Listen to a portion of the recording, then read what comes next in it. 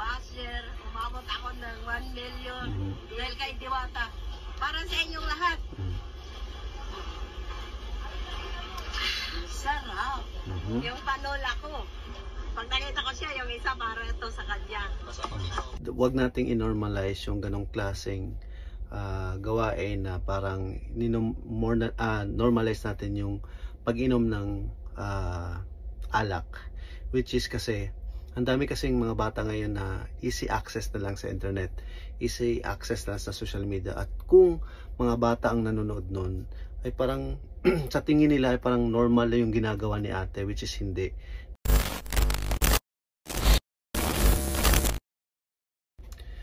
Yes, so guys, welcome back again sa ating channel. So for today's vlog, pag-uusapan natin ang isang vlogger na gumawa ng content doon sa Diwata Pares ni Diwata, na kung saan ay sinabi daw ng isang nag-comment na parang malas daw yun, no? Kung malas daw yung ginawa ng isang vlogger, malas daw sa negosyo yung ginawa ng isang vlogger dahil nga bad influence daw at saka lasinggera. So panoorin natin to mga kotal kung bakit nasabi ng netizen yung comment na yun. So panoorin natin. Ito po siya mga kotal, no?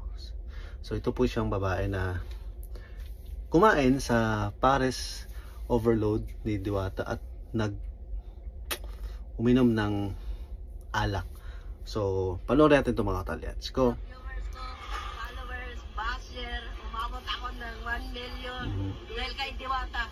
Para sa inyong lahat. Sarap. Yung panola ko. Pag nakita ko siya, yung isa para ito sa kanya. So para sa akin, so mamaya na ako mag-comment. So panoorin mo natin yung video. Mga kalanggang, andito na naman ako sa Pares Overload ni Diwata. Nakita nyo naman, oh, habang pila, oh, yung panola ko. Pag nakita ko siya, yung isa para ito sa kanya. Let's go! Pipila na tayo. Gusto ko matikman yung chicken overload niya. At siyempre, may isa pa akong gustong matikman. Yung mga recipe niya. Gusto ko pa rin ulit matikman yung Pares Overload niya. Wala, Wow. Talaga, mga bomba na. 1, 2, 3, go.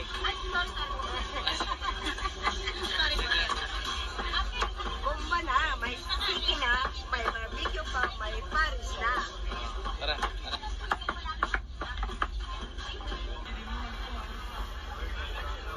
Bomba na. What's up mga kalanggang? Andito naman ako ulit sa Pares ni Diwata. Siyempre, di ko pa natikman nakaraan. Binalikan ko talaga ang chicken overload. At siyempre, may barbecue. At di ko talaga maiwanan yung Pares. Marasa man ito. Let's eating now. Sino kayo nagbi-video kay ate, no? Hindi ko makalimutan yung panolak ni Langgang. Kakaiba to, ops, mga bata. Langgang lang ang kaibang panolak yan. Oh, shout out. Ay, shout out sa mga kanyada ko. Lami kayo. Bisaya pala si ate. Nako. Binalikan ko talaga dahil nakikita ko to sa chicken overload. Talagang load na load talaga. Lami. Marasa man ito. Maupay na hapon sa tanan na kumakaon. No, DJ, oh. Pakita mo. Grabe. Nasa labas pa ang... Hindi pa uminom tong si ate, parang lasing. Parang lasing na ata si ate.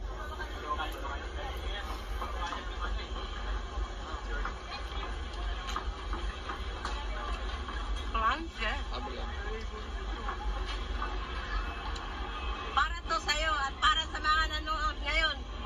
Sa mga kumakain. Sino bang nakarelate na itong tumigay mo?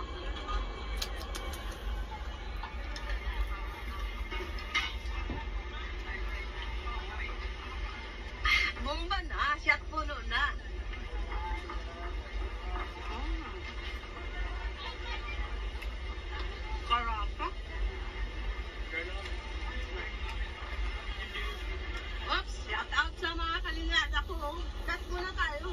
Shot muna tayo. Di pa may barbecue.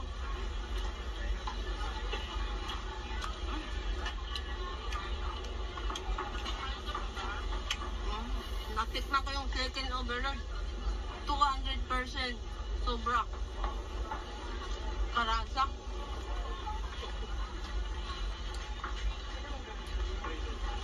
Ayan na. Sinimulan na. Sa lahat ng mga viewers ko, followers, basher, umabot ako ng 1 million dahil kay Diwata.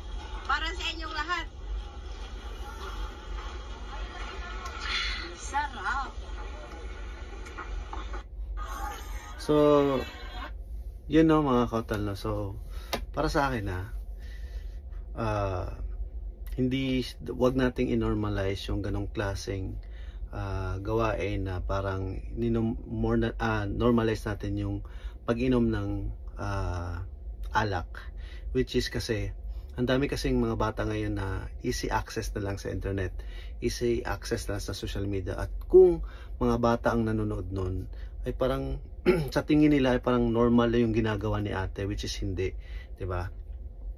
Huwag nating gawing kumbaga hindi siya magandang ehemplo, hindi siya nakaka-good vibes yung content na yun, kasi okay lang sana kung hindi na siya uminom, di ba? So okay na sana yun pero sinabayan niya pa ng alak, which is ang dami kasi mga bata ngayon na nanonood sa TikTok, sa Facebook, so hindi siya good example. Hindi siya good example sa mga batang nanonood. So, 'di ba? At ang sabi pa ng nag-comment ay parang ano daw, malas daw yung ginawa ni ate, ng vlogger, dahil bad influence daw at saka lasanggera. So, yun mga kautal. So, anong masasabi niyo sa video ito? Please comment down below. Maraming salamat po. Mabuhay po tayong lahat.